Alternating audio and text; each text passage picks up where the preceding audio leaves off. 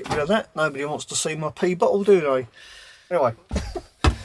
Now today's Wednesday, so this is Waffle on a Wednesday, where I answer your questions to the best of my ability.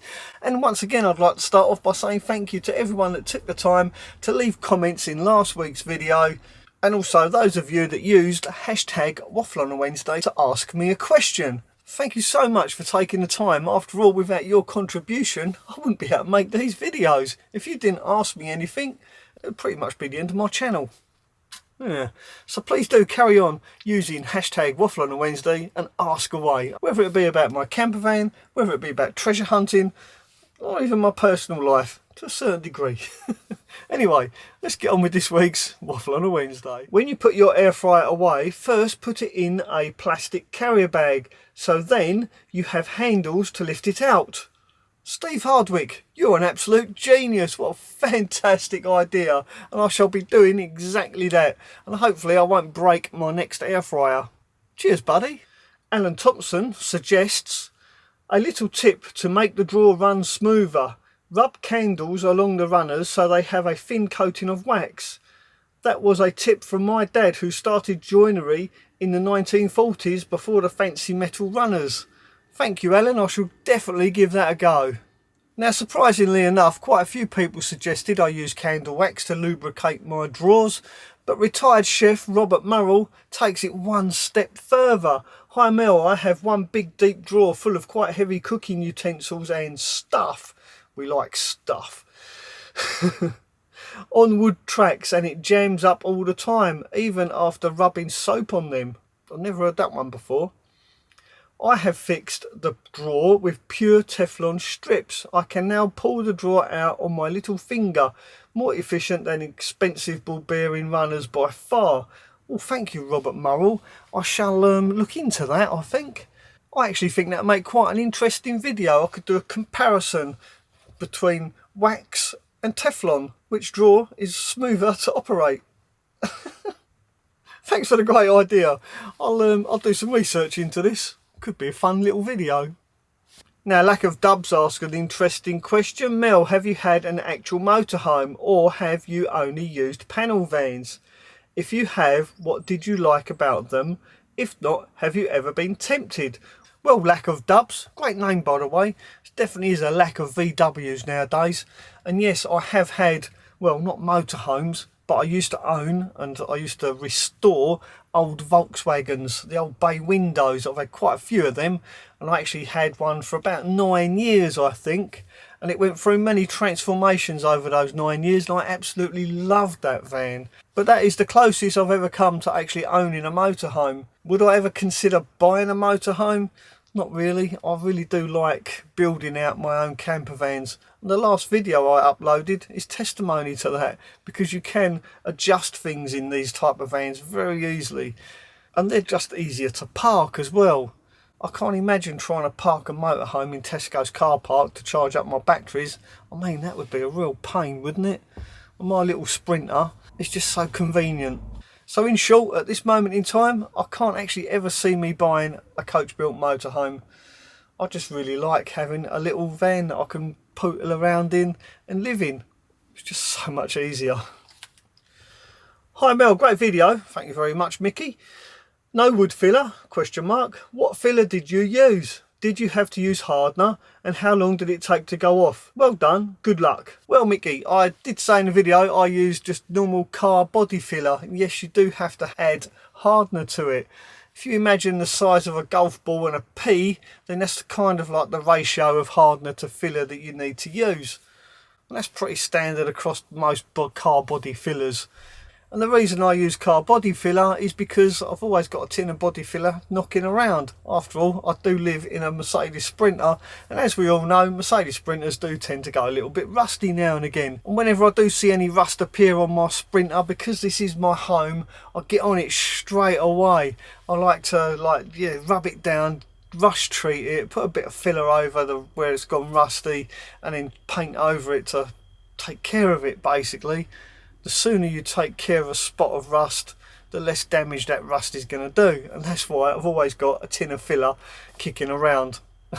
So why not use it on my woodwork? I mean, it makes perfect sense, right? It's easy to use, and to answer the other part of your question, how long does it take to go off? It normally takes about 20 minutes to go off, and after that you can sand it down straight away and paint over it. It's perfect for all those little gaps in your woodwork. I think so anyway. And like I said in the video, just remember to always wear a respiratory mask. Respiratory mask? Wear a mask when you rub it down. You don't want to be breathing all that dust in. I got quite lucky that day. It was really windy, so I had all my doors and windows open, and whilst I was rubbing it down, the dust was blowing straight out. Although I have to say, when I used my induction cooktop, I pulled the drawer out and it was covered in dust, so it didn't quite work that well. So there you go, that's why I use car body filler in my cabinetry, purely because I've got it laying around. Thanks for the great question. Now here's a really good question from Adrian Fry, and Adrian uses hashtag waffle on a Wednesday. So thank you, Adrian, for using hashtag waffle on a Wednesday. It just makes it so much easier for me to find your questions. So please do, if you've got any questions for me, like Adrian, then please do use hashtag waffle on a Wednesday. It really does make it a lot easier for me to find the questions that you want me to answer on a Wednesday. So Adrian goes on to ask, hi Mel, one for next Wednesday perhaps. My wife and I have watched your channel for about 3 years now, and you've answered a couple of our questions. Well, giving us lots of tips and tricks. Keep it simple, keep it safe. Absolutely. Quick question. We love a quick question, although this one seems to be going on a bit. How do you make sure things are level when you're building a van? We did ours okay, turned out alright, but more by luck than judgment. Any tips would be appreciated. Add. Well, Adrian, fantastic question, and I do get asked this quite a lot. How do you use a spirit level in a van? Well, a spirit level is pretty much useless in a camper van, or when you're building out a camper van, because you could be building your van on a bit of a tilt, or a bit of a camber, or even on a bit of a hill, which makes using a spirit level pretty much useless. So what I tend to do is, when I'm building out, say, a kitchen cabinet or a bench like I'm sitting on right now, I use the floor of the van as a guide. So what I do, I use a set square to make sure all my uprights are upright, and then as long as they're the same length, then the kitchen worktop or the bench should end up perfectly level or horizontal with the floor. And when you're building your overhead lockers, make sure you use the roof or the ceiling as a guide to keep those lockers horizontal to your ceiling. Is that right? Horizontal, or is it vertical? No, it's horizontal, isn't it? Yeah. I'm confusing myself. So yeah, just use the floor of your van when you're building your cabinetry and your bed, and the ceiling of your van when you're building out your overhead lockers. That way you don't need to use a spirit level. But I hear you ask, how do you make sure you park your van on the level? Well, that's really simple. Use your kitchen sink. You can put a little bit of water in your kitchen sink, so if you're parked uphill, then the water will pull at one end of your sink. If you're parked facing downhill, then the water will pull on this side of the sink. So you get a pull of water in each area of your sink. So just move your van around until the water is laying nice and level in the bottom of your sink. That way you know your van is parked straight and level. You basically use your kitchen sink as a spirit level. Hope that helps. More importantly, I hope that makes sense. Anyway, thanks for the great question. Thank you for your support over the last few years. Really do appreciate it. Now, talking about supporting my channel, I want to say thank you to everyone that has brought these stickers off of me over the last couple of months through Buy Me a Coffee. Really do appreciate it, and your generosity is just mind-blowing, so thank you. Now, I've got a little bit of an idea. If you'd like to send me a photograph of where you stuck your sticker, I can share it with everybody else. And if you're interested in sending me a photograph of where you've stuck your sticker, then send me that photograph via Instagram, and I'll see if I can share that in some way and integrate it into my Waffle on a Wednesday. Thank you. I look forward to sharing your photograph. And now the moment you've all been waiting for, and that's this week's Troll of the Week.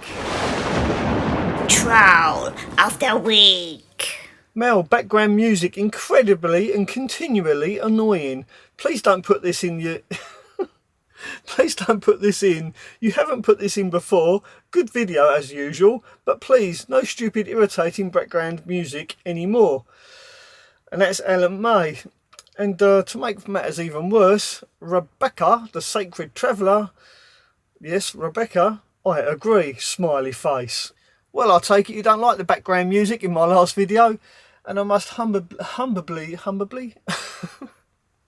And I must admit, after watching that video back, I kind of agree. It is pretty annoying, and I do apologise about that, and I shan't be doing it again. It was just a little experiment. But saying that, and I know this is probably going to get me into trouble, I'm still going to say congratulations to Rebecca, for you are this week's Troll of the Week. Speaking of whom, Barry Roast wants to know, what is Rebecca's channel name, please? Well, Barry, Rebecca's channel is called The Sacred Traveller, and usually I put a link to her channel at the end of every one of my videos. I also put a link to Rebecca's channel in the description box of my videos too. And at the moment, Rebecca is filming a build series of me helping her build out her full Transit Custom. So if that's something that interests you, then please do go and check out Rebecca's channel. I'm sure she will really appreciate your support. Now, Betty, our campervan, has a quick question, and we love a quick question here. Hi Mel, another ace video. Thank you very much. I have a quick question. Can I use a standard VSR, voltage sensing relay, on a 2012 Vitro, or will I need to fit a DC to DC charger? I'm not sure if it has a smart alternator. Thanks. Well, Betty, our campervan, just so happens a little while ago I made a video all about how to tell if your vehicle has a smart alternator or not. I will put a link to that video up here purely for your convenience. Hopefully you found this video slightly informative, mildly entertaining. Mildly entertaining. If you did, then don't forget to give us a thumbs up, and if you are new here, then please do consider subscribing to my channel. I really do appreciate your support. Thank you for watching. Ta-ra for now.